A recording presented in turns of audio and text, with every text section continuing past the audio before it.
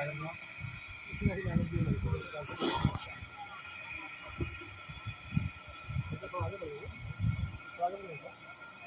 ہے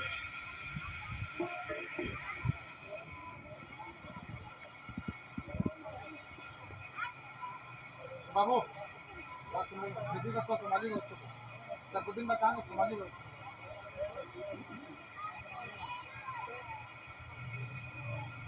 السلام علیکم ورحمۃ اللہ وبرکاتہ۔ وعلیکم السلام ورحمۃ اللہ وبرکاتہ۔ الحمد للہ رب العالمین والصلاة والسلام علی سید الانبیاء والمرسلین وعلی آلہ وصحبہ اجمعین۔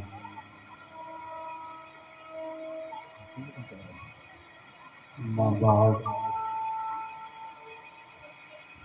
فاعوذ باللہ من الشیطان الرجیم،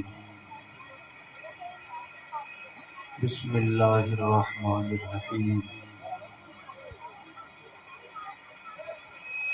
ولا تقولوا لمن يقتل في سبيل الله أموات بل أحياء ولكن لا تشعرون۔ آمنت بالله صدق الله مولانا العظيم وصدق رسوله النبي الأمين الكريم۔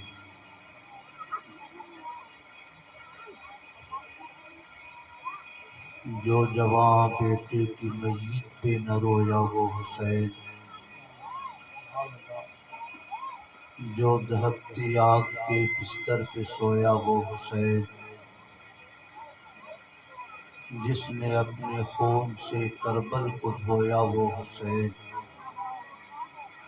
جس نے سب کچھ کھو کے بھی کچھ بھی نہ کھویا وہ حسین۔ مرتبہ اسلام کا جس نے دوبالا کر دیا، خون سے اپنے دو عالم میں اجالا کر دیا۔ انتہائی احترام و عقیدت کے ساتھ اپنے آقا کے دربار گہربار میں درود و سلام کی نظر پیش کیجیے۔ اللہم صلی علی سیدنا و مولانا محمد معدن الجود والکرم وعلی آلہ وصحبہ وبارک وسلم صلاۃ و سلاما علیک یا رسول اللہ۔ آواز بڑھائیں۔ رفیقان گرامی،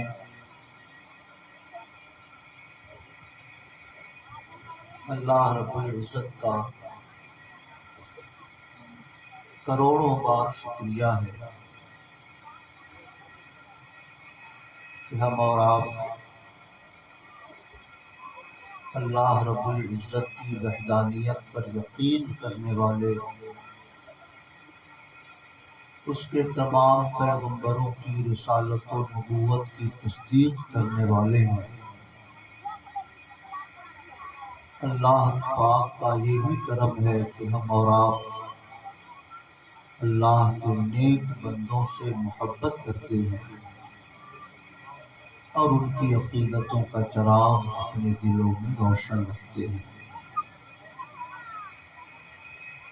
مجھے یہ جان کر بہت خوشی ہوئی کہ چوپن کی سرزمین پر تذکرہ شہدائے کربلا کی 10 روزہ مجلسوں کا اہتمام کیا جا رہا ہے، اور یکم محرم سے 10ویں محرم تک یہ مجلس جاری رہتی ہے۔ اللہ رب العزت تذکرہ شہدائے کربلا کی مجالس کو اپنے کرم سے قبول فرمائے، اور ہم سب کو امام حسین رضی اللہ تعالی عنہ کی سچی غلامی عطا فرمائے۔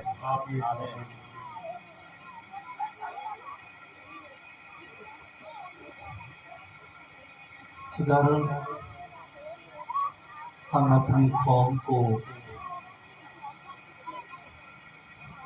ناجائز راستوں سے روکنا چاہتے ہیں تو ہمیں انہیں کوئی جائز راستہ بتانا پڑے گا۔ کسی بچے کے ہاتھ میں چاقو ہو، آپ اس بچے سے چاقو چھیننا چاہیں، بچہ روئے گا، تڑپے گا، آنسو بہائے گا۔ آپ ہزار کوشش کرتے رہے چاقو چھیننے کی، وہ بچہ ہزار کوشش کرتا رہے گا کہ یہ چاقو ہمارے ہاتھ میں باقی رہے۔ اگر بچے سے چاقو چھیننا ہو تو اسے کوئی کھلونا دے دیجیے، اسے کوئی تحفہ دے دیجیے، اسے کوئی اچھی چیز دے دیجیے۔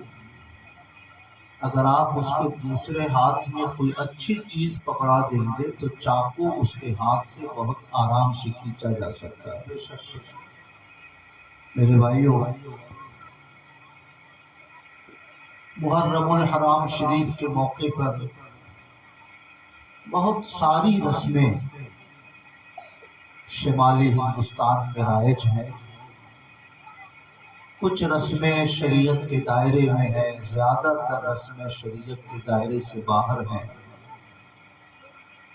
گزشتہ 25 سالوں سے علماء ان رسموں کے خلاف تقریریں کرتے ہیں،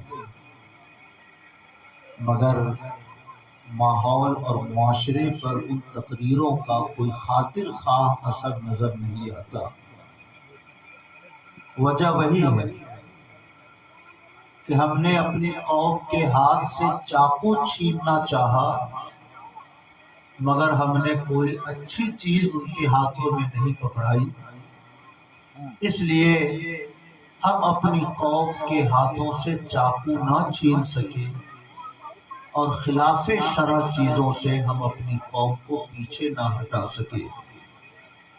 اگر ہم اپنی قوم کو جائز راستہ دکھلا دیں تو انشاءاللہ قوم غلط راہوں سے اپنا قدم ضرور پیچھے کھینچ لے گی۔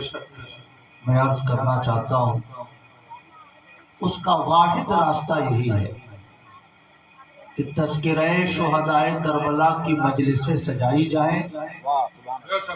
جو نوجوان مجلس تذکرہ حسین میں آئے گا وہ غیر شرعی کاموں میں اپنا وقت ضائع نہیں کرے گا۔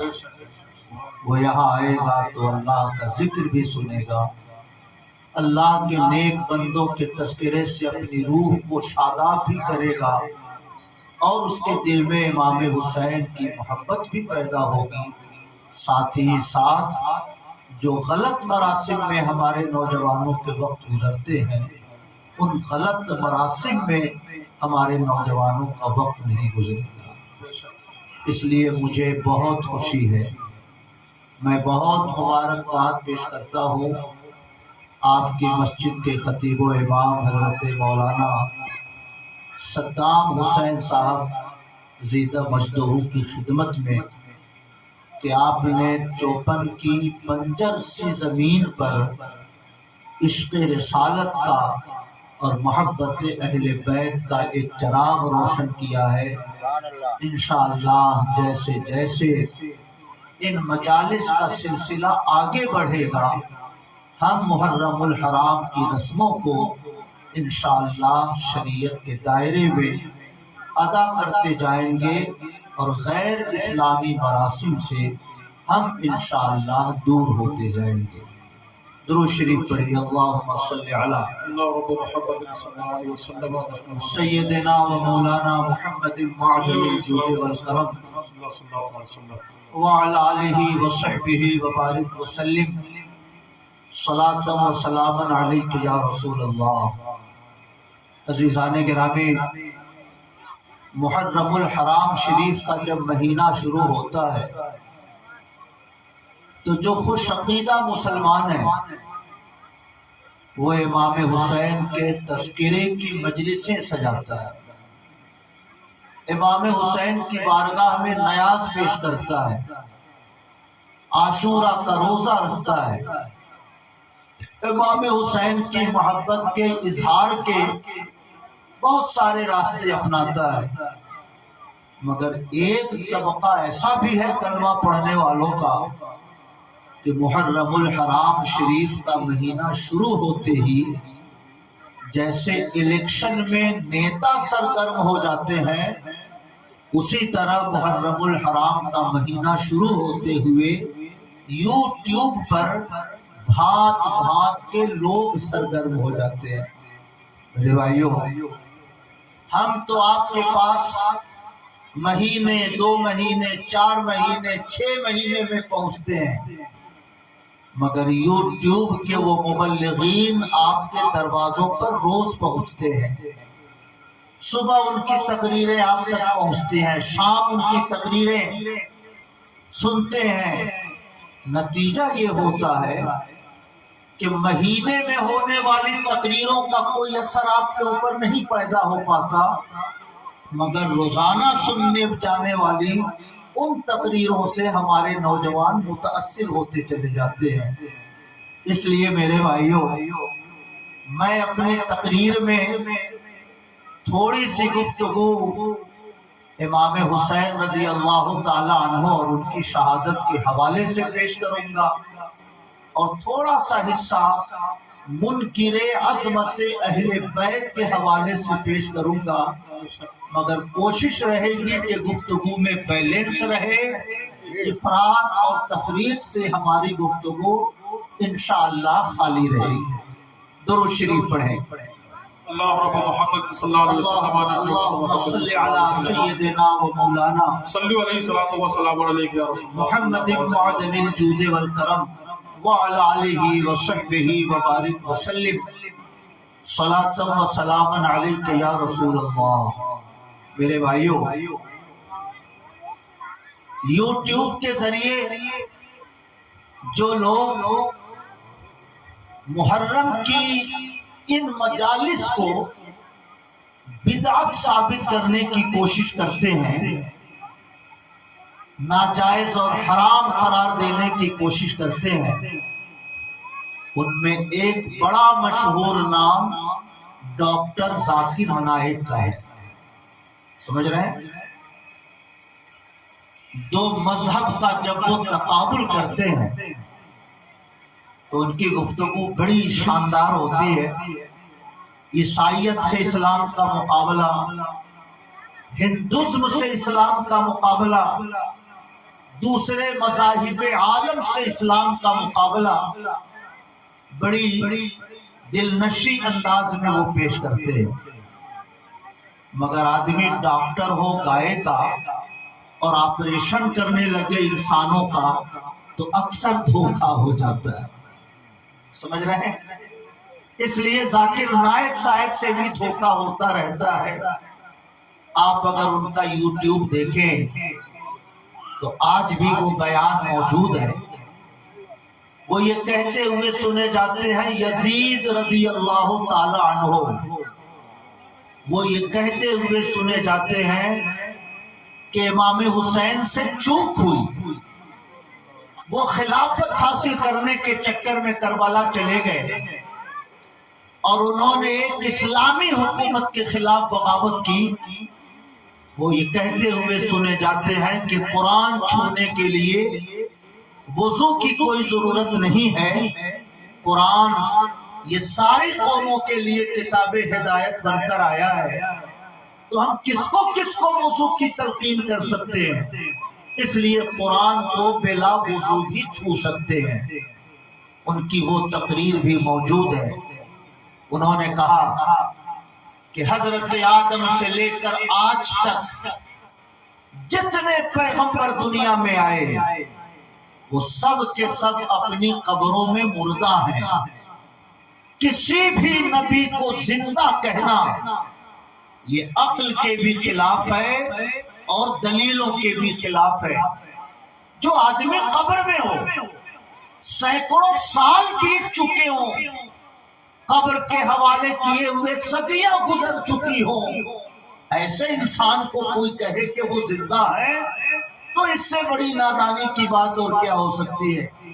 میرے بھائیوں، ان کے الفاظ ہیں کہ حضرت آدم سے لے کر آج تک جتنے پیغمبر پیدا ہوئے سب کے سب اپنی قبروں میں مردہ ہیں۔ کسی بھی نبی کو قبر میں زندہ کہنا یہ عقل کے بھی خلاف ہے اور دلیلوں کے بھی خلاف ہے۔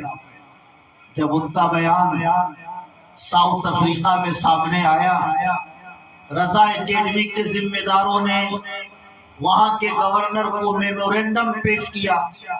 بمبئی میں ان کی تقریروں پر پابندی لگائی گئی۔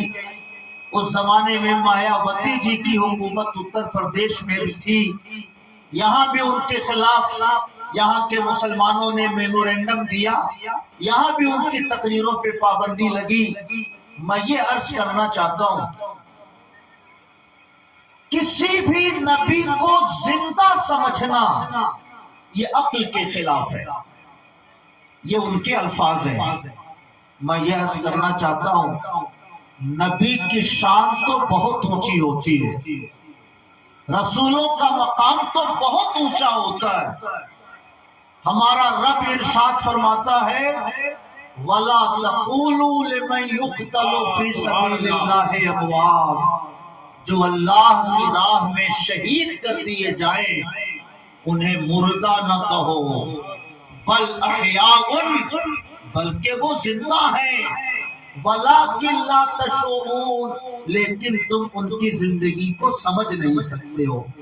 میں عرض کرنا چاہتا ہوں، ہمارا قرآن فرماتا ہے شہید زندہ ہے، اور ڈاکٹر ذاکر نائک صاحب نبیوں کو زندہ ماننے کو تیار نہیں، رسولوں کو زندہ قبول کرنے کو تیار نہیں، تو یا تو انہیں یہ کہنا چاہیے کہ قرآن کی آیت میری سمجھ میں نہیں آتی، یا ان کو شہیدوں کی زندگی کا اقرار کرنا چاہیے۔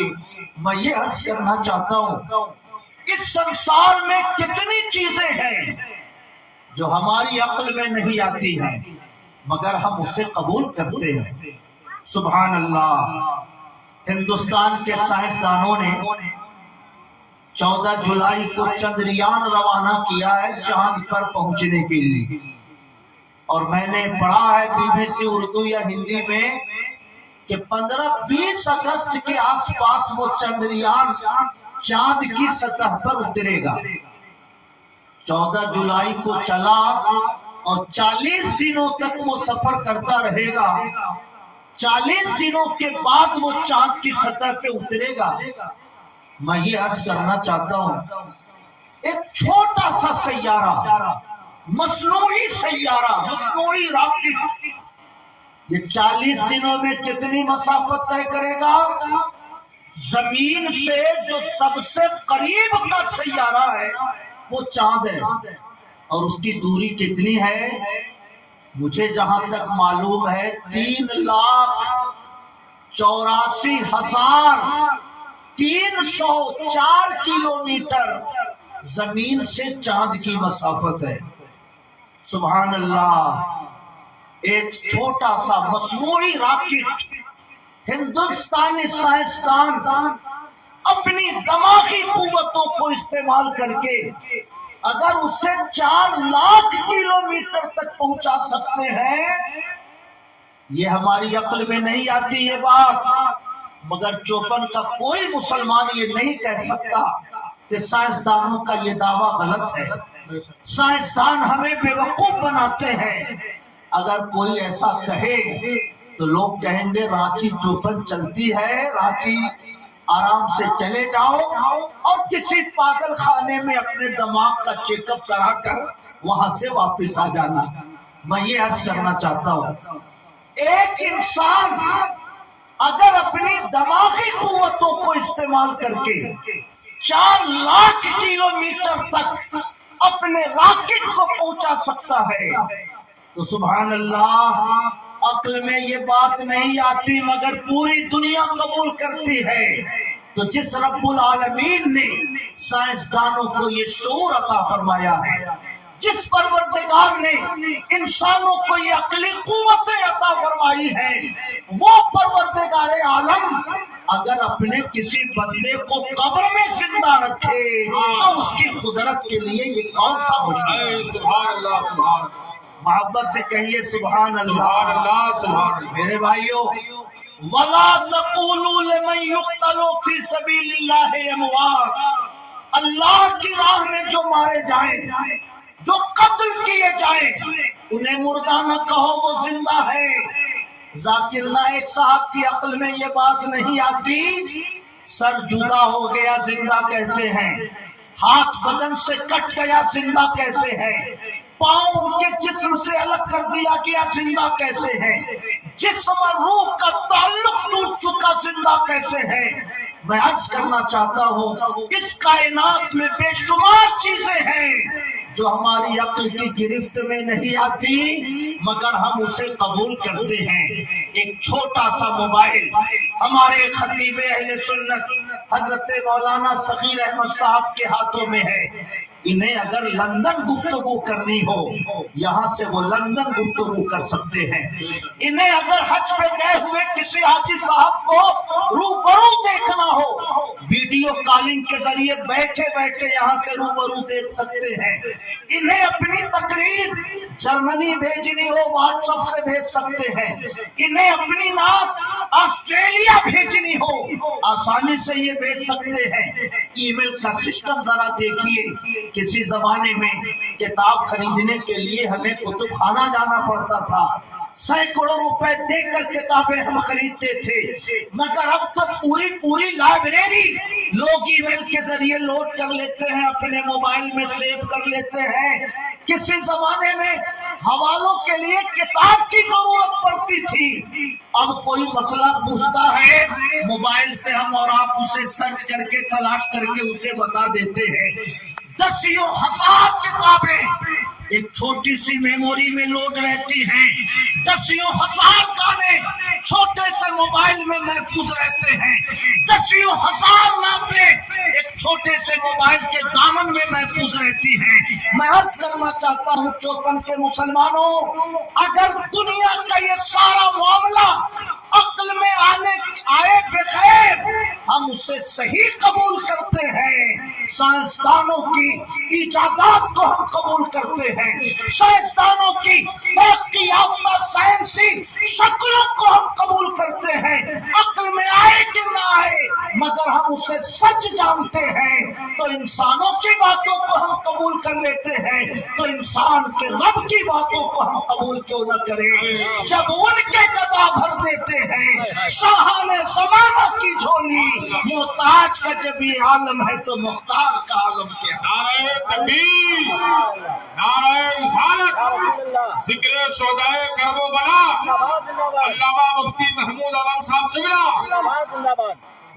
میں عرض کرنا چاہتا ہوں آپ تھوڑا سا رد بھی سنتے جائیے اور اپنے ایمان کو تھوڑی قوت بھی فراہم کرتے جائیے۔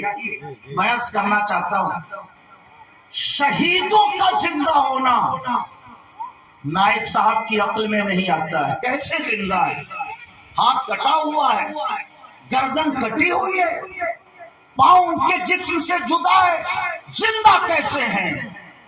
ہم عقل کی روشنی میں اپنے رب پر ایمان نہیں لاتے، ہم اپنے عشق کی روشنی میں اپنے رب کی باتوں کو قبول کیا کرتے ہیں۔ یہی ایمان ہے، اسی کو ایمان کہا جاتا ہے۔ عقل سے سمجھ کر مانا اسے ایمان نہیں کہتے، عقل قبول کرے تب بھی مانو اور عقل قبول نہ کرے تب بھی مانو، اسی کو ایمان کہا جاتا ہے۔ سبحان اللہ۔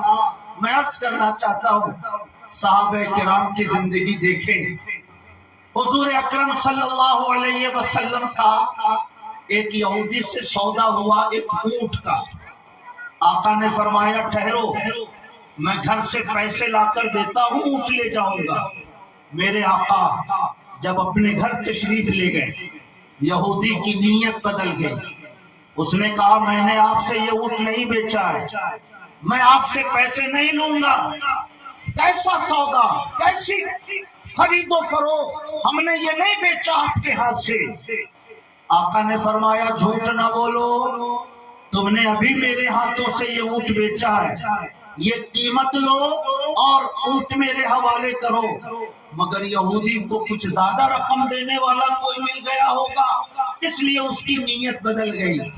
جب آقا کریم صلی اللہ علیہ وسلم اس یہودی سے گفتگو کرنے لگے تو دھیرے دھیرے صحابہ جمع ہو گئے. مولانا صدام صاحب کی بحث اگر 54 بس اسٹینڈ پر ہونے لگے تو مقتدی تو جمع ہو ہی جائیں گے. جو ساری کائنات کا امام اعظم ہے وہ اگر کسی سے محو گفتگو ہو تو غلاموں کی بھیڑ تو لگنی ہی ہے. صحابہ جمع ہو گئے. یہودی نے سوچا کہ میں نے بیچا تھا, پیغمبر نے خریدا تھا, نہ کوئی گواہ تھا, نہ کوئی انسان وہاں پر تھا. اس نے چال چلی, اس نے کہا پیغمبر اگر میں نے یہ اونٹ آپ کے ہاتھوں سے بیچا ہے تو آپ گواہ پیش کر دیجئے, میں اونٹ آپ کے حوالے کر دوں گا. کوئی گواہ تو تھا نہیں. گواہ کون پیش کرتا, گواہ کون سامنے آتا؟ صحابہ کرام کی طرف آقا متوجہ ہوئے, فرمایا آپ لوگوں میں کوئی ہے جو اس بات کی گواہی دے کہ میں نے اس سے اونٹ خریدا ہے؟ صحابہ کو تو نبی نے ہی بتایا تھا کہ جو دیکھو نہیں اس کی گواہی مت دو, جو تمہارے سامنے معاملہ نہ ہوا ہو گواہی مت دو. صحابہ خاموش ہیں. ایک صحابی آگے بڑھتے ہیں, حضرت محمد ابن خزیمہ ثابت انصاری رضی اللہ تعالیٰ عنہ. عرض کرتے ہیں حضور میں گواہی دیتا ہوں کہ آپ نے اس سے اونٹ خریدا ہے.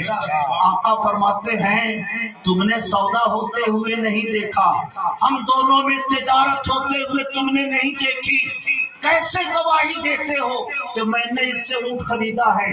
صحابی کا جواب سنیے. عرض کرتے ہیں حضور رب کو نہیں دیکھا, آپ کے کہنے سے مان لیا. جنت نہیں دیکھی, آپ کے کہنے سے مان لیا. جہنم نہیں دیکھا, آپ کے کہنے سے مان لیا. حضور جب اتنی بڑی بڑی باتوں میں آپ جھوٹ نہیں بولتے تو اتنی چھوٹی سی بات میں آپ جھوٹ بولیں گے؟ اللہ کی قسم کھا کر کہتا ہوں کہ آپ نے اس یہودی سے اونٹ ضرور خریدا. سبحان اللہ. عقل کہہ رہی تھی دیکھا نہیں گواہی مت دو, عقل کہہ رہی تھی مشاہدہ نہیں کیا گواہی مت دو, مگر عشق کہہ رہا تھا جس محبوب کا کلمہ پڑھتے ہو وہ محبوب جھوٹا نہیں ہو سکتا, جو محبوب قرآن لے کر آیا ہو وہ جھوٹا نہیں ہو سکتا. عشق نے کہا گواہی دے دو, آگے بڑھ کر گواہی دی. انعام کیا ملا؟ آقا نے فرمایا من شہد لہو خزیمۃ یکفی بہا.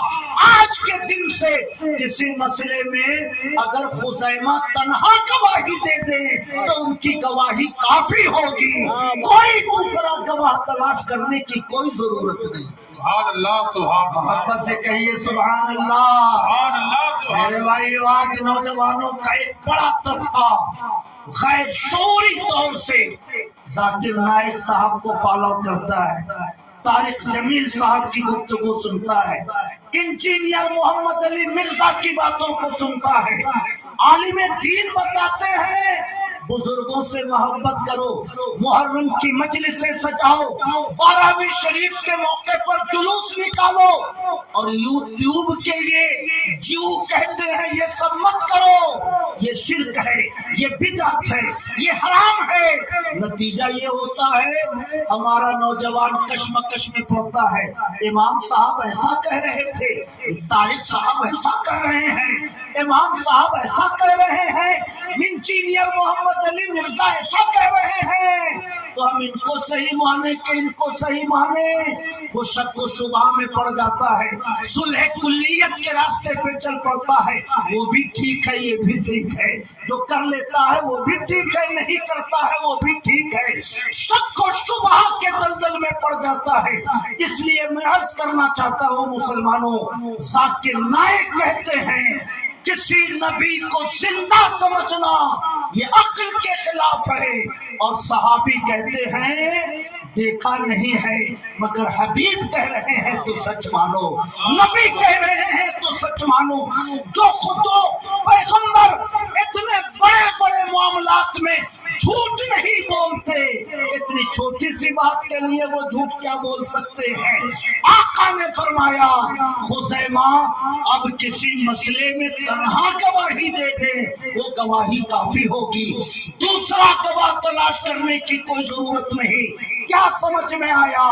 عقل و دل و نگاہ کا مرشد اولی ہے عشق، عقل و دل و نگاہ کا مرشد اولی ہے عشق، عشق نہ ہو تو سر ہوتی بت قدح تصورات۔ قرآن اترتا ہوا کس نے دیکھا؟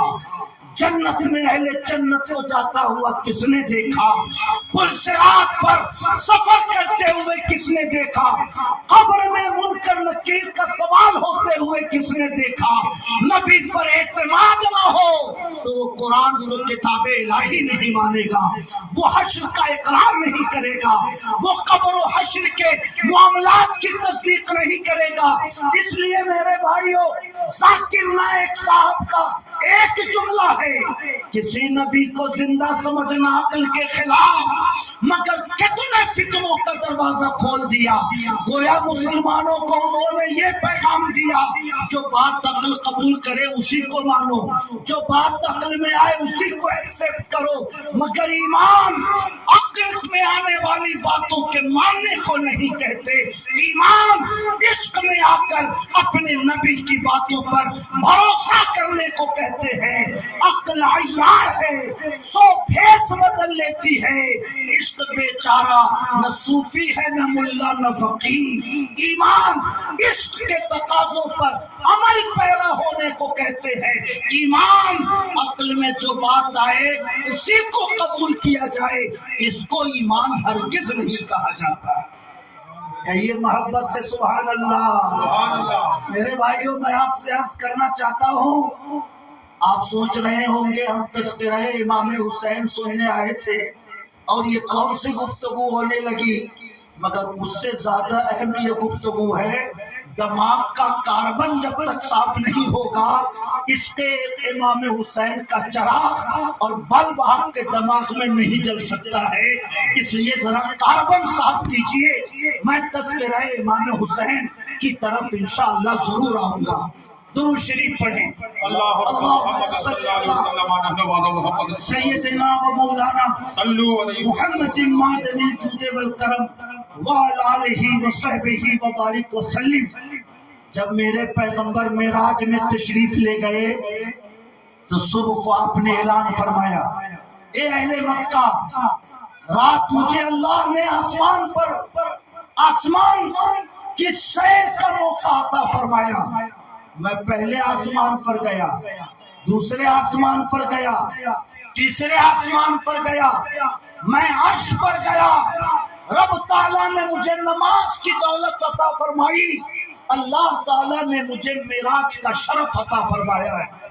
ابو جہل جو اسلام کے خلاف ہمیشہ سرگرم عمل رہتا تھا، اس نے سوچا کہ یہ تو گولڈن چانس ہے پیغمبر کو جھٹلانے کا۔ ایک انسان مکے سے چل کر فلسطین بیت المقدس کیسے جا سکتا ہے؟ چند منٹوں میں گوشت اور پوست کا یہ مجموعہ مکے سے اٹھ کر فلسطین کیسے پہنچ سکتا ہے؟ وہاں سے آسمان کیسے جا سکتا ہے؟ عرش پر کیسے جا سکتا ہے؟ اور چند لمحوں میں وہ انسان پھر دھرتی پر واپس کیسے آ سکتا ہے؟ ابو جہل نے سوچا کہ یہ بات تو مسلمان کبھی قبول نہیں کریں گے کہ ایک انسان چند لمحوں میں 7 آسمان کا سفر کیسے کر سکتا ہے۔ نکلا، مسلمانوں کو تلاش کر کے کہنے لگا، دیکھو تمہارے پیغمبر کہتے تھے 1000 خدا نہیں، ایک خدا ہے، چلو مان لیا ایک خدا ہے۔ تمہارے پیغمبر کہتے تھے کہ جب تم مٹا دیے جاؤ گے تمہارا وجود بکھر جائے گا، تو تمہارا خدا تمہیں دوبارہ زندہ کرے گا. چلو مان لیا دوبارہ زندہ کرے گا، مگر آج تو تمہارے پیغمبر نے بڑی انوکھی بات کہنی شروع کی ہے. انہوں نے یہ کہنا شروع کیا ہے کہ میں مکے سے فلسطین گیا ہوں، بیت المقدس گیا ہوں، نبیوں کی امامت کی ہے، وہاں سے آسمان پر گیا ہوں، عرش پر گیا ہوں، رب سے نمازوں کا تحفہ لے کر زمین پہ واپس آیا ہوں. ذرا بتاؤ ایک انسان چند منٹوں میں کیا اتنا لمبا سفر کر سکتا ہے؟ میرے بھائیوں، معراج کا معاملہ اتنا مشہور ہوا کہ ابو جہل نے بہت سارے لوگوں کو گمراہ کر دیا. حضرت ابو بکر صدیق اس وقت مکے شریف سے باہر تھے. جب واپس تشریف لائے، ابو جہل نے سوچا یہ پیغمبر کے سب سے بڑے سپورٹر ہیں، اگر میں ان کو پیغمبر کی حمایت سے الگ کر لوں تو پیغمبر کے پیغام کو روکنا بہت آسان ہو جائے گا. گیا قریب، کہا سنو ابو قحافہ کے بیٹے، تمہارے پیغمبر پہلے جو کہتے تھے سو کہتے تھے، مگر آج صبح سے تو انہوں نے یہ کہنا شروع کیا ہے کہ میں بیت المقدس گیا ہوں، میں آسمان پر گیا ہوں، میں عرش پہ گیا ہوں، میں نے اپنے رب کا دیدار کیا ہے، نمازوں کا تحفہ لے کر پھر میں زمین پر لوٹا ہوں. ابو قحافہ کے بیٹے ذرا بتاؤ کیا کوئی انسان چند منٹوں میں اتنا لمبا سفر کر سکتا ہے؟ چند منٹوں میں آسمان و زمین کی وسعتوں کو چھان سکتا ہے؟ حضرت ابو بکر نے فرمایا کیا میرے پیغمبر ایسا کہتے ہیں؟ ابو جہل کو لگا کہ لگتا ہے ابو بکر انکار کر جائیں گے. اس نے چہک کر کہا ہاں جھوٹ نہیں بولتا ہوں، پوچھ لو اپنے کلمہ پڑھنے والے بھائیوں سے، تمہارے نبی کہتے ہیں کہ میں بیت المقدس گیا ہوں، آسمان پر گیا ہوں، عرش پر گیا ہوں. حضرت ابو بکر نے دوبارہ پوچھا کیا واقعی میرے پیغمبر ایسا کہتے ہیں؟ ابو جہل نے کہا ہاں ہاں تمہارے پیغمبر ایسا کہتے ہیں. حضرت ابو بکر نے فرمایا سنو، اگر میرے پیغمبر ایسا کہتے ہیں تو اللہ کی قسم سچ کہتے ہیں، میرے پیغمبر کی کوئی بات جھوٹی نہیں ہو سکتی. پیغمبر اگر کہتے ہیں کہ میں نے آسمان کا سفر کیا ہے تو میں گواہی دیتا ہوں کہ میرے پیغمبر نے یقیناً آسمان کا سفر کیا. سبحان اللہ، سبحان اللہ، محبت سے کہیے سبحان اللہ. سبحان اللہ. قبر میں کسی انسان کا زندہ رہنا زیادہ حیرت انگیز یا کسی انسان کا آسمان پر جانا بغیر سیٹلائٹ اور بغیر راکٹ کے یہ زیادہ حیرت انگیز؟ میرے بھائیوں، حضرت ابو بکر نے فرمایا اگر میرے نبی کہتے ہیں تو اللہ کی قسم وہ سچ کہتے ہیں. کیا سمجھ میں آیا؟ ایمان کا تقاضا یہ ہے کہ آسمان پر جانا سمجھ میں آئے کہ نہ سمجھ میں آئے، مکہ سے بیت المقدس پہنچنا سمجھ میں آئے کہ نہ سمجھ میں آئے، عرش تک پہنچنا عقل قبول کرے کہ نہ کرے، مگر ایمان والے ہو تو اپنے نبی کی باتوں کو قبول کرنا ہے، ایمان والے ہو تو اپنے رب کے ارشاد پر قبول کرنا ہے. میں عرض کرنا چاہتا ہوں ذاکر نائک کہتے ہیں کسی نبی کو زندہ سمجھنا عقل کے خلاف ہے. جو قوم نبیوں کو زندہ نہ مانتی ہو وہ امام حسین کو زندہ کیا مانے گی، وہ قوم ولیوں کو زندہ کیا مانے گی. مگر یاد رکھیے ایمان والوں کا عقیدہ یہی ہے تو زندہ ہے واللہ، تو زندہ ہے واللہ، میرے چشم عالم سے چھپ جانے والے. سبحان اللہ.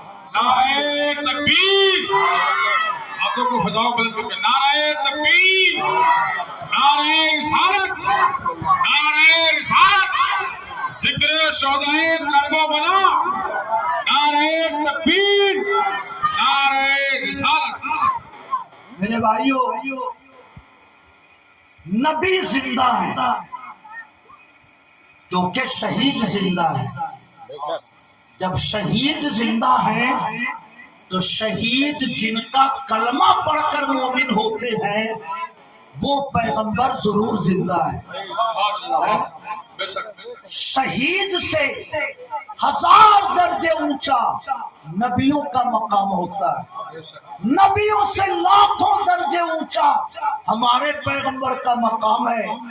جب کلمہ پڑھنے والے امتی، امام حسین کی بات نہیں، اللہ کے نام پر لڑتے لڑتے ہم شہید ہو جائیں زندہ ہیں، اللہ کے نام پر لڑتے لڑتے آپ شہید ہو جائیں زندہ ہیں، جو عام کلمہ پڑھنے والا امتی شہید ہو تو قرآن کہتا ہے زندہ ہے۔ تو جب ہم اور آپ شہید ہو جائیں تو زندہ ہے، تو امام حسین کیوں نہیں زندہ ہوں گے؟ سید الشہداء کیوں نہیں زندہ ہوں گے؟ اور وہ زندہ ہیں تو نبی کیوں نہیں زندہ ہوں گے؟ رسولوں کے سردار کیوں نہیں زندہ ہوں گے؟ کیونکہ شہید اگر مومن ہوتے ہیں تو انہی کا کلمہ پڑھ کر مومن ہوتے ہیں، وہ اگر شہید ہوتے ہیں انہی کے دین پہ چل کر شہید ہوتے ہیں۔ شہید ہونے والا زندہ تو وہ شہید جن کا کلمہ پڑھتے تھے وہ پیغمبر ضرور زندہ ہے۔ واہ واہ سبحان اللہ۔ اور میرے بھائیوں، شہیدوں کی بات بھی بعد میں کریے گا، یوٹیوب میں کئی ایسے ویڈیو موجود ہیں۔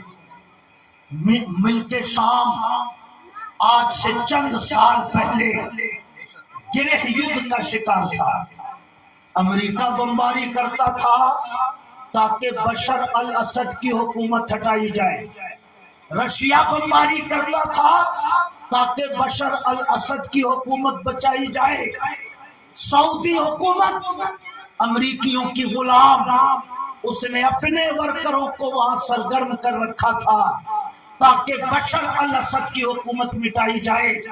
میرے بھائیوں، چونکہ وہابی بزرگوں کے بھی مخالف اور ان کی قبروں کے بھی مخالف، اس لیے سعودی حکومت کے پیسوں سے پلنے والی جو تنظیمیں تھیں، اسلامک اسٹیٹ یا کشمیر کا لشکر طیبہ یا افغانستان کا طالبان، جہاد کا نام لے کر سرگرم عمل جتنی تنظیمیں ہیں، ان تنظیموں کے اوپر سعودی عربیہ کا ہاتھ رہتا ہے۔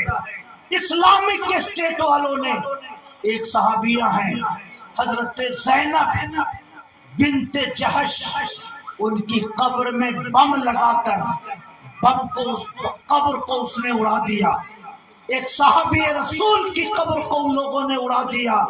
سبحان اللہ، جب خبر پھیلی کہ فلاں صحابی کی قبر کو اڑا دیا گیا ہے، مسلمان علاقے کے جمع ہوئے، قبر سے پتھروں کو ہٹایا گیا، ان کی لاش جب نکالی گئی تو یوٹیوب پر ویڈیو ہے، کھودتے وقت کدال سے سر کے اوپر تھوڑی سی چوٹ آ گئی۔ آپ یوٹیوب پر دیکھو، ایسا لگتا ہے جیسے کہ داڑھیاں کل بنائی گئی ہو، مونچھوں کے بال کل تراشے گئے ہو، پورا جسم اسی شکل میں ہے، بلکہ پیشانی پر تھوڑا سا کٹ گیا تو خون ایسے نکل رہا ہے جیسے کسی زندہ انسان کے بدن سے خون نکلتا ہے۔ میں عرض کرنا چاہتا ہوں 1400 سال بیت گئے مگر ایک صحابی آج بھی اپنی قبر میں اسی حالت میں زندہ ہے جیسے کوئی عام انسان زندہ رہتا ہے۔ اگر صحابی زندہ ہیں تو امام حسین کیوں نہیں زندہ ہوں گے؟ امام حسین زندہ ہیں تو نبی کیوں نہیں زندہ ہوں گے؟ جب ان کے گدا بھر دیتے ہیں شاہان زمانوں کی جھولی، محتاج کا جب یہ عالم ہے تو مختار کا عالم کیا ہو؟ سبحان اللہ سبحان اللہ۔ میرے بھائیوں،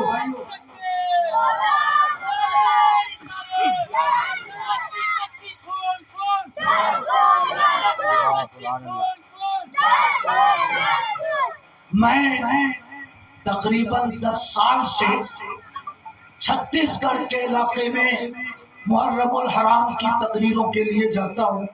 اللہ کا فضل ہے، اللہ تعالیٰ ان چھوٹی چھوٹی خدمتوں کو اپنے کرم سے قبول فرمائے۔ آمین۔ رائے پور سے 70-75 کلومیٹر دور ایک جگہ ہے دھمتری، وہاں پر ایک مولانا صاحب آتے تھے، ان کا نام تھا مولانا خورشید، تھوڑا بدن بھاری تھا، ٹوپی تھوڑی اونچی پہنتے تھے، داڑھی بہت سفید تھی۔ 3-4 سال پہلے وہ رہنے والے تھے ناگپور کے قریب، ایک جگہ ہے کامٹی، اسی کامٹی کے رہنے والے تھے جہاں کے مولانا اعجاز حسین کامٹی بہت مشہور تھے۔ ان کا انتقال ہو گیا 4 سال پہلے۔ لوگوں نے ان کو کامٹی کے قبرستان میں دفن کر دیا۔ انتقال کے 6 مہینے کے بعد یہی موسم تھا جولائی اگست کا، اتنی تیز بارش ہوئی، پورا کامٹی شہر جل تھل ہو گیا، کامٹی کا قبرستان پانی سے بھر گیا۔ مولانا خورشید کی قبر میں بھی پانی پہنچا، قبر دھس گئی، قبر سے مٹی بہ گئی، ان کا جسم نظر آنے لگا۔ لوگوں میں شور ہوا، مولانا خورشید کی قبر کھل گئی ہے، چلو، مولانا خورشید کی قبر سے مٹی بہ گئی ہے، چلو۔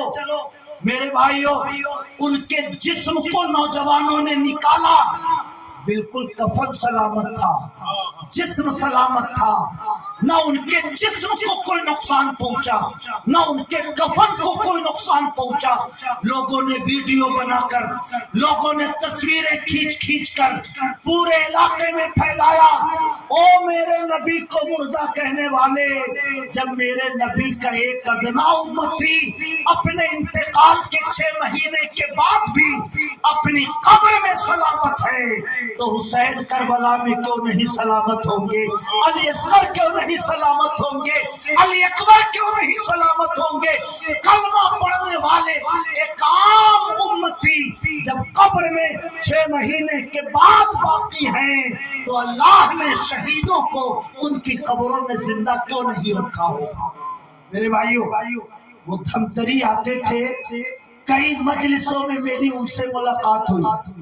میں نے ان کے ملنے جلنے والے لوگوں سے پوچھا کہ اللہ نے بڑی عزت دی، اللہ نے بڑی شان دی، انتقال کے 6 مہینے کے بعد انسان کا جسم سڑگل کے ختم ہو جاتا ہے، ہڈیوں کے سوا کوئی نشان نہیں بچتا۔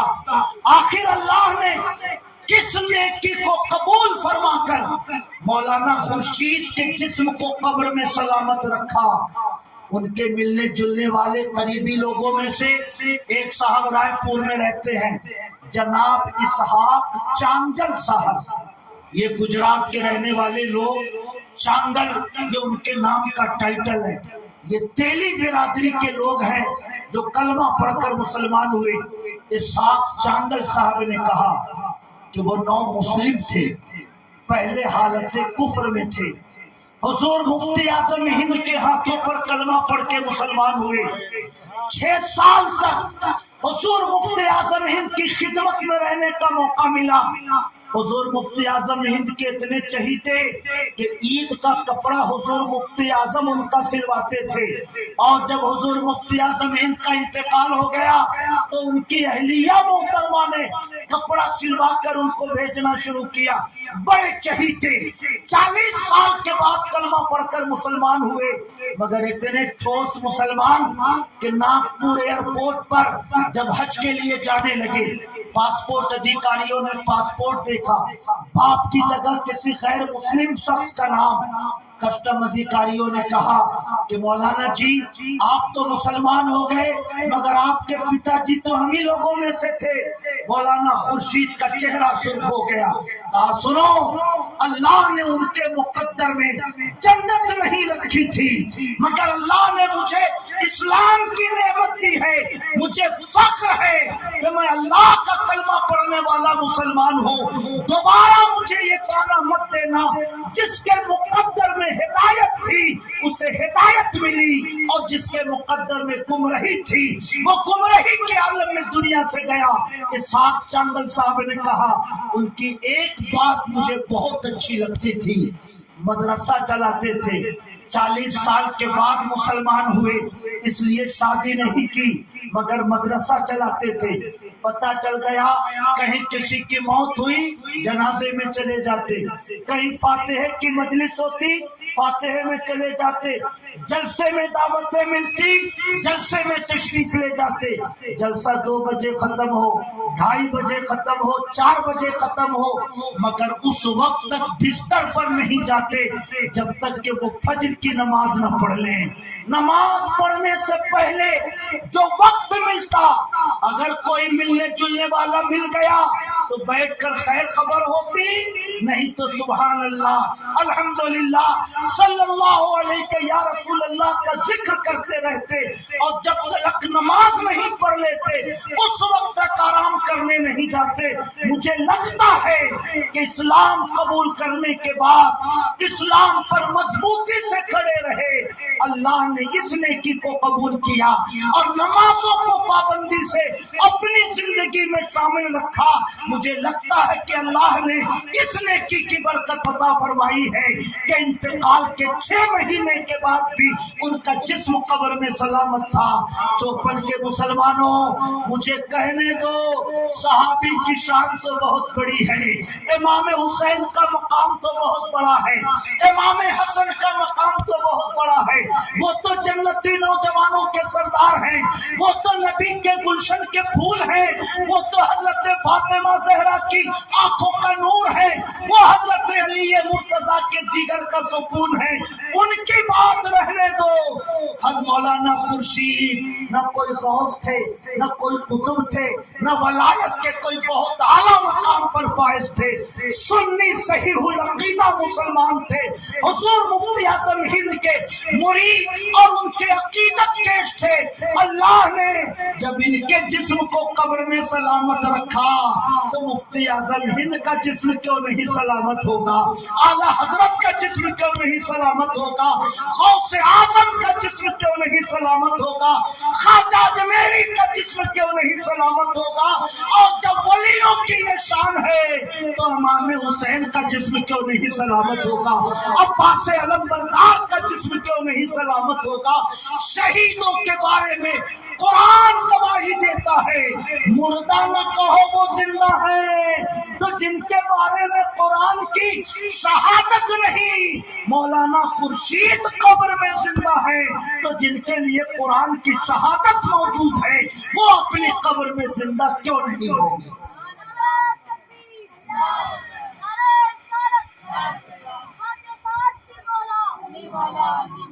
سبحان اللہ۔ امام حسین کی زندگی کا اس سے بڑھ کر اور کیا سنت ہوگا؟ پورا عمرہ تلاش کر ڈالو، ایک یزید نظر نہیں آئے گا۔ یہاں سے لے کے رابرٹس گنج تک ایک ایک مسلمان کا سروے کر ڈالو، کوئی شبر نظر نہیں آئے گا۔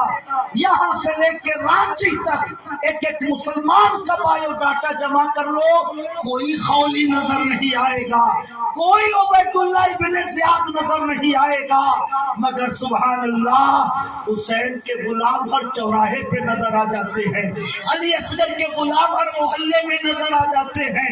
محرم کا مہینہ آئے کہ نہ آئے مگر امام حسین کے غلاموں کا قافلہ ہر گاؤں میں نظر آتا ہے۔ زندہ ہو جاتے ہیں جو مرتے ہیں حق کے نام پر، اللہ اللہ موت کو کس نے مسیحا کیا؟ کہیے محبت سے سبحان اللہ۔ اس لیے میرے بھائیوں کسی ذاکر نائک کی باتوں میں نہ پڑیے، کسی محمد علی مرزا کے چکر میں نہ پڑیے، کسی طارق جمیل کے چکر میں نہ پڑیے۔ میرا رب فرماتا ہے جو اللہ کی راہ میں شہید ہو جائیں انہیں مردہ نہ کہو وہ زندہ ہیں، لیکن تم ان کی زندگی کو نہیں سمجھ سکتے ہو، میرے رب کا اعلان ہے وہ زندہ ہے۔ اس لیے مسلمانوں ہمارا نبی زندہ، ہمارے ولی زندہ، ہمارے شہید زندہ، ہمارے پیغمبر زندہ، اور کافر ہیں جو قائل ہیں ممات شہداء کے، ہم زندہ جاوید کا ماتم نہیں کرتے۔ سبحان اللہ۔ جب زندہ ہیں تو سارا مسئلہ یہاں سے حل ہو گیا۔ زندوں کے لیے سینہ نہیں پیٹا جاتا، زندوں کے لیے مرثیہ نہیں پڑھا جاتا، زندوں کے لیے ماتم نہیں کیا جاتا، زندوں کے لیے قرآن پڑھا جاتا ہے، درود پڑھا جاتا ہے، روزہ رکھا جاتا ہے، محبتوں کے نذرانے پیش کیے جاتے ہیں۔ جب حسین زندہ ہے تو ہمیں غم نہیں منانا چاہیے، ہمیں امام حسین کی جرأت اور ان کی بہادری کا قصہ سنا کر اپنی نوجوان نسل کو حق کے لیے لڑنے کا جذبہ اسے عطا کرنا چاہیے۔ بے شک بے شک، سبحان اللہ، محبت سے کہیے سبحان اللہ۔ سبحان اللہ۔ زندہ ہو جاتے ہیں جو مرتے ہیں حق کے نام پر، اللہ اللہ موت کو کس نے مسیحا کر دیا۔ درود شریف پڑھیں، اللہم صلی علی صلو علیہ السلام سیدنا و مولانا محمد معدن الجود والکرم وعلی آلہ وصحبہ وبارک وسلم۔ میرے بھائیو، جو لوگ فاتحے کو بدعت کہتے ہیں، محرم کی مجلسوں کو ناجائز کہتے ہیں، جو امام حسین کے نام پر عقیدتوں کے اظہار کو اسلام کے خلاف ثابت کرتے ہیں، ان کے باپ دادا بھی امام حسین کی بارگاہ میں نیاز پیش کیا کرتے تھے۔ سبحان اللہ۔ سمجھ رہے ہیں؟ یہ میری گفتگو ایک دوسرے رخ پہ جا رہی، مگر 5 منٹ مجھے وقت دیجئے، تھوڑا سا کاربن میں آپ کا اور صاف کر دوں۔ میرے بھائیو، ذاکر نائک، طارق جمیل، انجینئر محمد علی مرزا، یہ جتنے مبلغین ہیں، یہ سارے مبلغین اس فکر سے جڑے ہوئے ہیں جس فکر کو وہابیت کی فکر کہا جاتا ہے۔ سمجھ رہے ہیں میرے بھائیو؟ ہندوستان میں فاتحہ کو شرک، صلاۃ و سلام کو ناجائز، یا رسول اللہ کہنے کو حرام، یا حسین کہنے کو حرام کہنے والا جو پہلا شخص تھا اس کا نام مولوی اسماعیل دہلوی تھا۔ سمجھ رہے ہیں؟ کیا نام تھا؟ اسماعیل دہلوی۔ اس نے ایک کتاب لکھی، اس کتاب کا نام تھا تقویت الایمان۔ سمجھ رہے ہیں؟ اللہ نہ کرے آپ وہ کتاب پڑھیں، اگر وہ کتاب پڑھ لیجئے گا تو یہاں کوئی مسلمان آپ کو نہیں نظر آئے۔ سمجھ رہے ہیں؟ اس کا سائیڈ ایفیکٹ یہ ہے، جو سہرا پہن لے وہ حرام، جو فاتحہ کر لے وہ مشرک، جو یا رسول اللہ کا نعرہ لگا لے وہ مشرک، جو یا غوث کہہ لے وہ مشرک۔ اگر ایک بار وہ کتاب آپ نے پڑھ لی تو یہاں کے 90% لوگ مشرک ہو جائیں گے۔ اس لیے نہ خود پڑھیے نہ اپنی اولاد کو پڑھنے دیجیے۔ بڑی خطرناک خطاب، تقویت الایمان۔ وہابیت کے یہ بابائے اول ہیں، اور اسی وہابیت کے ماننے والے ذاکر نائک، اسی کی تبلیغ کرنے والے طارق جمیل، اسی کی تبلیغ کرنے والے معراج ربانی، توصیف ربانی، یہ سب وہابی فکر کے نمائندے ہیں۔ میرے بھائیوں، اسماعیل دہلوی یہ بھتیجا تھے شاہ عبدالعزیز محدث دہلوی کے، اور شاہ عبدالعزیز محدث دہلوی یہ اعلیٰ حضرت امام محمد رضا کے دادا استاد۔ سمجھ رہے ہیں؟ تھوڑا سا غور سے سنیے گا۔ اعلیٰ حضرت امام محمد رضا کے پیر کا نام سید آل رسول احمدی، مارہرہ شریف ضلع ایٹا، اور ان کے استاد شاہ عبدالعزیز محدث دہلوی۔ تو اسماعیل دہلوی کے یہ اپنے چچا اور اعلیٰ حضرت امام محمد رضا کے دادا استاد شاہ عبدالعزیز محدث دہلوی۔ شاہ عبدالعزیز کے والد کا نام شاہ ولی اللہ محدث دہلوی۔ کیا نام ہے؟ شاہ ولی اللہ محدث دہلوی۔ شاہ عبدالعزیز چچا اسماعیل دہلوی کے والد کا نام عبدالغنی محدث دہلوی، چچا کا نام شاہ عبدالعزیز محدث دہلوی، اور دادا کا نام شاہ ولی اللہ محدث دہلوی، اور پردادا کا نام شاہ عبد الرحیم محدث دہلوی۔ یہ 4 نام یاد رکھیے گا۔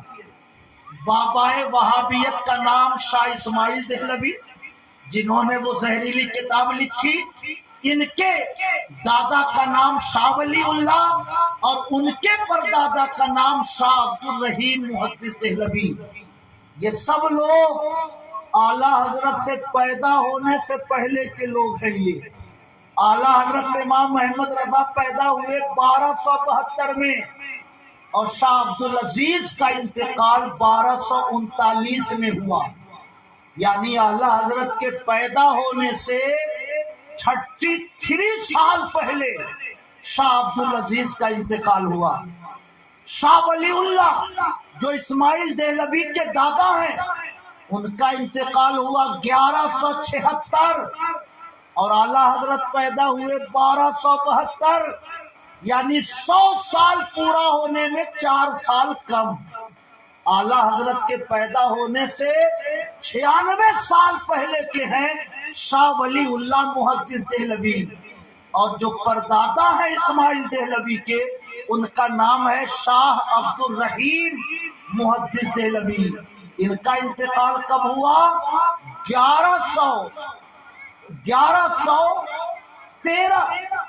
1113 ہجری میں ان کا انتقال ہوا۔ کتنا؟ 1113 ہجری۔ اعلیٰ حضرت امام محمد رضا سے تقریباً 200 سال پہلے کے یہ محدث ہیں۔ سبحان اللہ۔ شاہ ولی اللہ محدث دہلوی نے اپنے والد شاہ عبد الرحیم کی جیونی لکھی ہے، اس کتاب کا نام ہے انفاس العارفین۔ جو لوگ وہابیت سے متاثر ہیں یا جو لوگ وہابیوں کی کتابیں پڑھتے ہیں، وہ شاہ ولی اللہ کا نام ضرور جانتے ہوں گے۔ جیسے ہم اہل سنت اعلیٰ حضرت امام محمد رضا کو مجدد کہتے ہیں، ویسے ہی دنیا دیوبندیت شاہ ولی اللہ محدث دہلوی کو مجدد کہتی ہے، اور اپنے افکار و نظریات کا قافلہ سالار وہ شاہ ولی اللہ کو ثابت کرتے ہیں۔ فرماتے ہیں شاہ ولی اللہ انفاس العارفین میں، وہابیت پر جس نے سب سے پہلے کتاب لکھی اور جن کا جھنڈا لے کر ذاکر نائک چلتے ہیں، جن کا جھنڈا لے کر طارق جمیل چلتے ہیں، ان کے دادا نے شاہ ولی اللہ نے پردادا کے بارے میں لکھا۔ شاہ ولی اللہ فرماتے ہیں اپنی کتاب القول الجمیل میں کہ جب عاشورے کا دن آیا تو شہیدوں کی روحیں میری طرف متوجہ ہوئی اور بار بار اشارہ ہوا کہ کچھ شیرینی کی نیاز ہم لوگوں کے لیے پیش کریے۔ میں نظر انداز کرتا رہا، مگر جب شہیدوں کی روحوں کا بہت زیادہ توجہ میری طرف ہوئی تو میں نے تھوڑی سی شیرینی بنوائی اور میں نے اس پر شہدائے کربلا کی فاتحہ پڑھی اور میں نے ان کے لیے نیاز پیش کی، تو میں نے شہیدوں کی روحوں میں حد درجہ خوشی کا مشاہدہ کیا۔ سبحان اللہ، سبحان اللہ۔ کہیے سبحان اللہ۔ پردادا نیاز پیش کرتے ہیں، وہ شرک نہیں ہے، اور پوتے کا زمانہ آتے آتے شرک ہو جاتا ہے۔ اب اگر ہم لوگ فاتحہ پیش کریں امام حسین کے لیے تو ذاکر نائک کہتے ہیں بدعت ہے، طارق جمیل کہتے ہیں بدعت ہے، جلوس نکالتے ہیں ذاکر نائک کہتے ہیں حرام ہے۔ نبی نے جلوس نہیں نکالا، کیوں نکالتے ہو؟ نبی نے فاتحہ نہیں پڑھی، کیوں پڑھتے ہو؟ نبی نے نیاز نہیں پیش کی، کیوں پیش کرتے ہو؟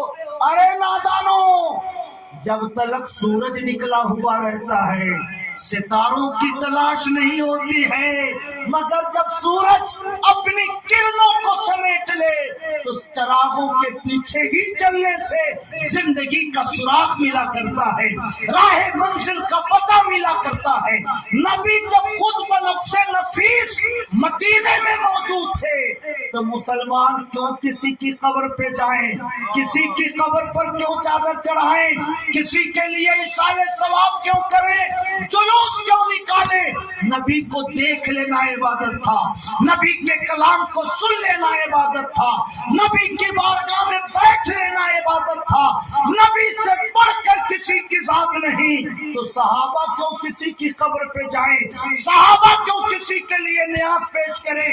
مگر جب آفتاب نبوت نے بظاہر اپنی کرنوں کو سمیٹ لیا تو اب ہم بغداد جاتے ہیں تاکہ منزل کا پتہ مل جائے، اجمیر جاتے ہیں تاکہ منزل کا پتہ مل جائے، کچھوچا جاتے ہیں تاکہ عظمت منزل کا پتہ مل جائے، امام حسین کی بارگاہ میں جاتے ہیں تاکہ زندگی کو جرات کا پتہ مل جائے، حوصلہ مل جائے، راہ حق پہ مضبوطی کے ساتھ کھڑا رہنے کا حوصلہ لینے کے لیے ہم اور آپ اپنے شہیدوں کی قبروں پر جاتے ہیں۔ کہیے سبحان اللہ۔ میرے بھائیوں، یہ گفتگو بہت طویل ہے، کبھی دوبارہ بلائیے گا تو میں اسی مسئلے کو پیش کروں گا کہ بابائے وہابیت اسماعیل دہلوی کے باپ دادا کا عقیدہ کیا تھا۔ سبحان اللہ۔ شاہ ولی اللہ فرماتے ہیں کہ ایک بار دلی میں وبا پھیل گئی، جیسے سال دو سال ہندوستان میں کورونا پھیلا رہا، تو ایک نام دے دیا لوگوں نے۔ پہلے لوگ اس کو طاعون کہتے تھے، وبا کہتے تھے، ہزاروں لوگ مر جاتے تھے۔ طاعون پھیل گیا، وبا پھیل گئی دلی میں۔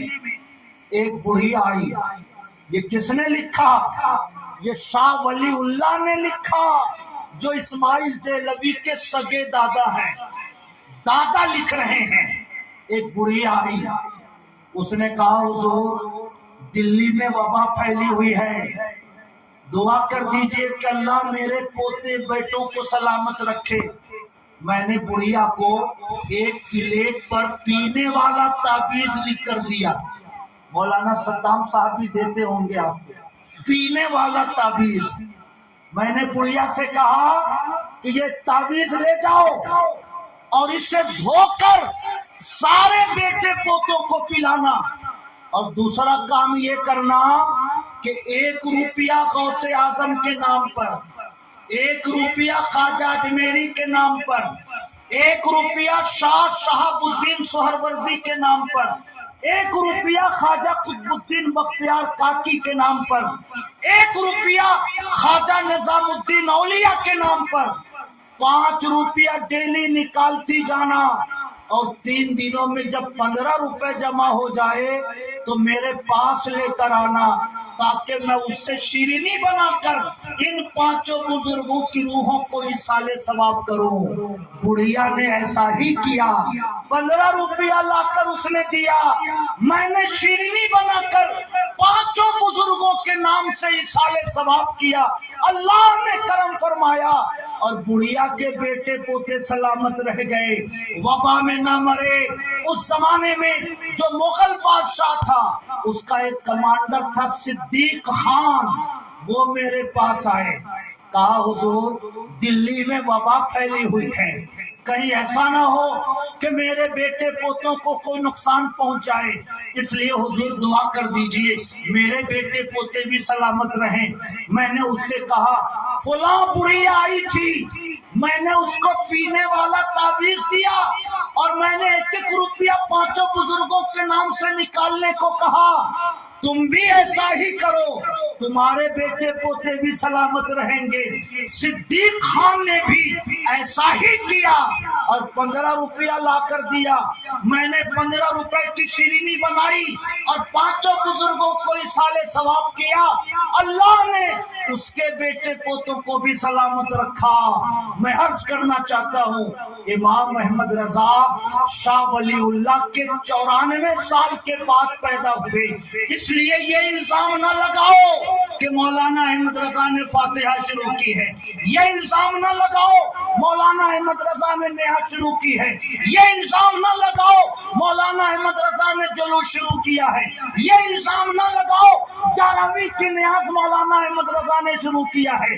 مولانا احمد رضا تو 1272 میں پیدا ہوئے، آپ کے بابائے وہابیت کے دادا شاہ ولی اللہ 98 سال پہلے، اعلیٰ حضرت کے پیدا ہونے سے 96 سال پہلے غوث اعظم کے نام پر 1 روپیہ نکلوا رہے ہیں، خواجہ اجمیری کے نام پر 1 روپیہ نکلوا رہے ہیں، شیخ شہاب الدین کے نام پر 1 روپیہ نکلوا رہے ہیں، اور 5 بزرگوں کو نیاز پیش کر رہے ہیں۔ اگر شاہ ولی اللہ بزرگوں کے نام پر نیاز پیش کریں، یہ شرک نہ ہو تو مولانا صدام امام حسین کے لیے نیاز پیش کریں، یہ شرک کیوں ہو جائے گا؟ پپو بھائی نیاز پیش کریں، یہ شرک کیوں ہو جائے گا؟ مولانا صغیر عربی کی نیاز پیش کریں، یہ شرک کیوں ہو جائے گا؟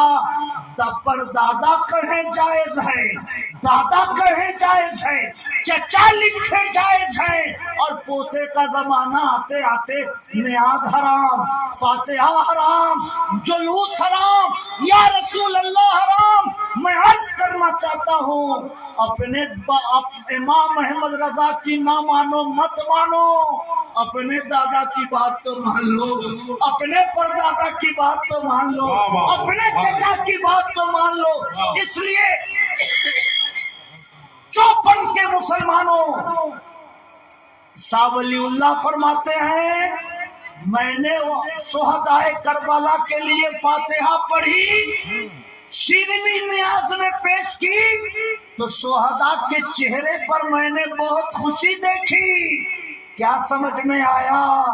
اگر ہم شہدائے کربلا کا ذکر کرتے ہیں، ان کے نام پر نیاز پیش کرتے ہیں، تو یہ اسماعیل دہلوی کے دادا کی گواہی ہے کہ اس سے شہیدوں کو خوشی ملتی ہے، اور وہ جب دعائیں کرتے ہیں تو اس سے اللہ تعالی ہماری پریشانیوں کو بھی دور فرما دیتا ہے۔ نعرہ تکبیر، نعرہ رسالت، ذکر شہادت امام حسین، علامہ مفتی محمود عالم صاحب قبلہ 54 کے سنی مسلمان، محبت سے کہیے سبحان اللہ۔ میرے بھائیوں، یہ ایک الگ عنوان ہے، اس عنوان پر 2 گھنٹہ میں تقریر کر سکتا ہوں۔ پپو بھائی کبھی دوبارہ بلائیے تو میں اسی پر روشنی ڈالوں گا۔ شاہ ولی اللہ یعنی اسماعیل دہلوی کے دادا اپنے والد یعنی شاہ عبد الرحیم کے بارے میں لکھتے ہیں کہ ایک بار میرے والد خواجہ قطب الدین بختیار کاکی کے مزار پر گئے اور مراقبے میں بیٹھ گئے۔ خواجہ قطب الدین بختیار کاکی کی روح ظاہر ہوئی اور انہوں نے فرمایا، عبد الرحیم تم کو بیٹا پیدا ہونے والا ہے، جب بیٹا پیدا ہو تو اس کا نام میرے نام پر قطب الدین رکھنا۔ سمجھ رہے ہیں؟ یہ اسماعیل دہلوی کے پردادا کی بات ہے۔ سبحان اللہ۔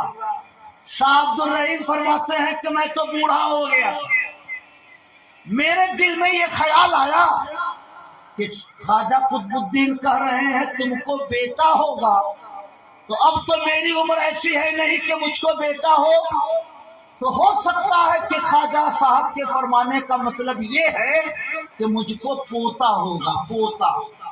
پوتا بھی بیٹا ہی ہوتا ہے۔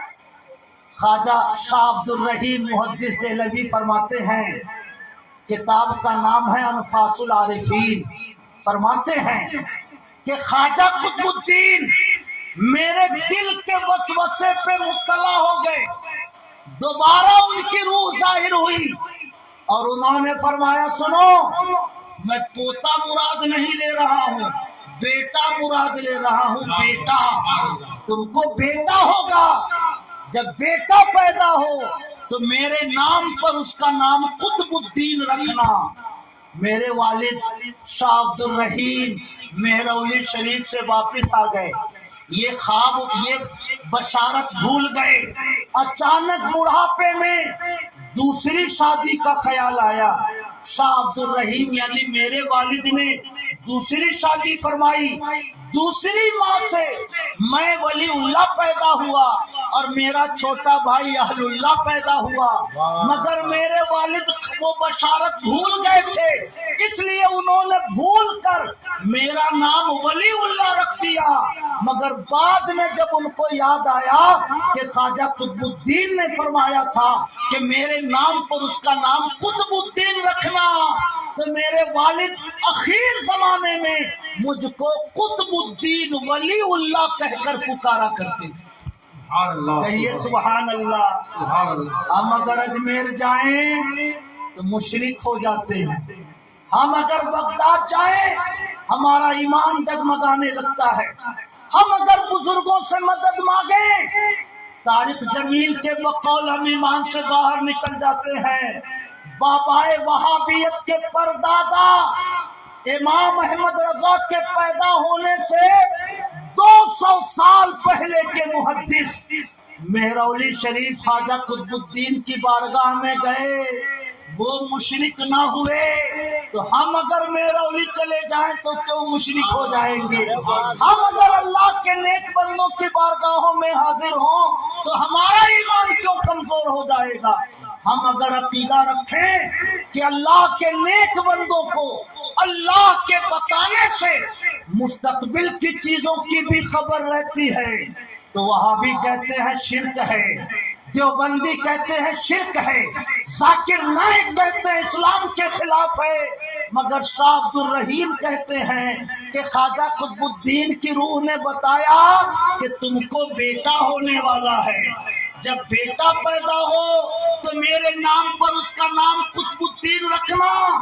چوپن کے مسلمانوں، اگر خواجہ قطب الدین کو پتا چل سکتا ہے کہ کس کا بیٹا ہوگا کس کی بیٹی ہوگی، ایک ولی کو یہ خبر ہو سکتی ہے تو شہید کو خبر کیوں نہیں ہوگی؟ شہید کو خبر ہو سکتی ہے، غوث کو خبر کیوں نہیں ہوگی؟ غوث کو خبر ہو سکتی ہے، نبیوں کے تاجدار کو خبر کیوں نہیں ہو سکتی؟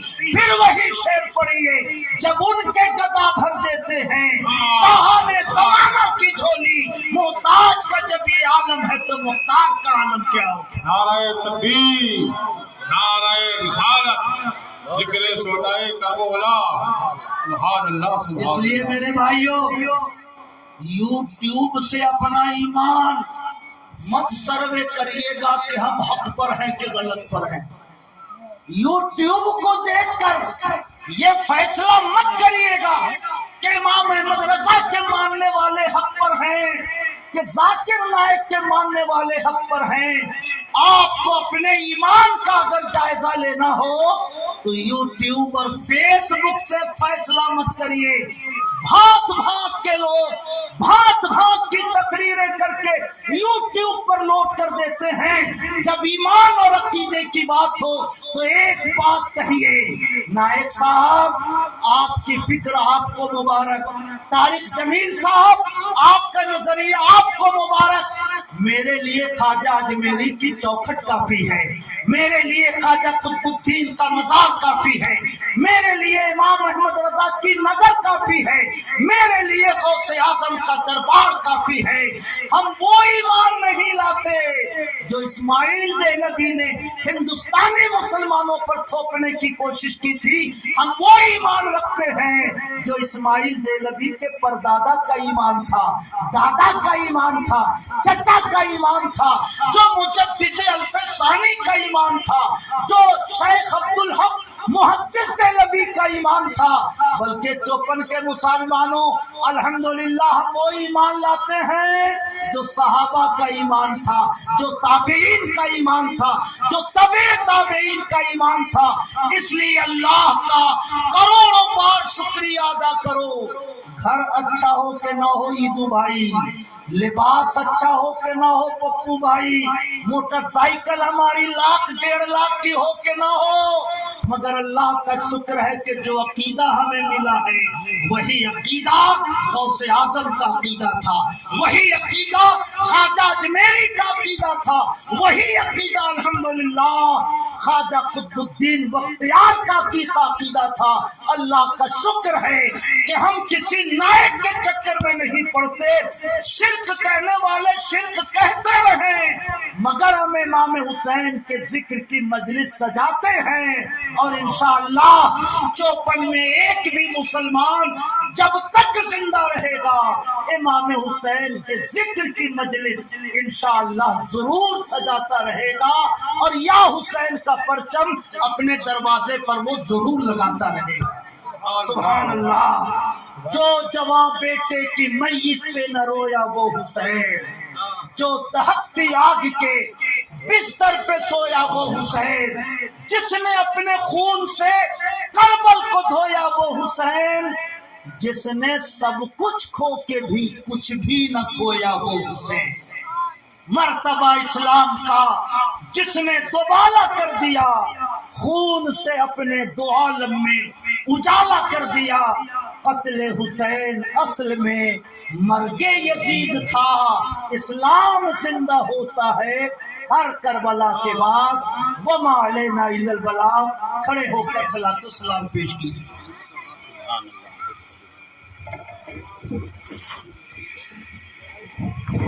مصطفیٰ جان رحمت تیرا کو سلام، شمع بز میں ہدایت